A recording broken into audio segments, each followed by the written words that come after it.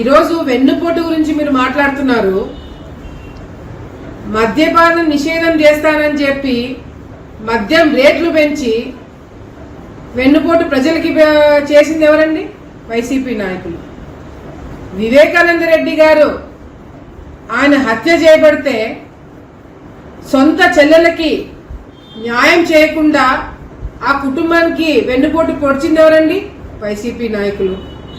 షర్మిల గారికి ఆయన జైల్లో ఉన్నప్పుడు, జగన్మోహన్ రెడ్డి గారు జైల్లో ఉన్నప్పుడు షర్మిల గారిని రాష్ట్రం అంతా తిప్పి ఆమెకు చిన్న పదవి కూడా ఇవ్వకుండా ఇంట్లో నుంచి బయటికి గెట్టేసింది ఎవరండి?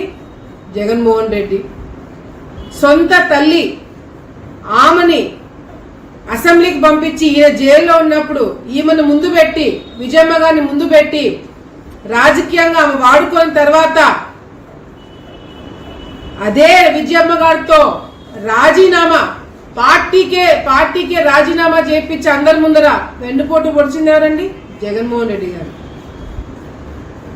ఈరోజు వీళ్ళు వెన్నుపోటు గురించి వీళ్ళు మాట్లాడుతున్నారు.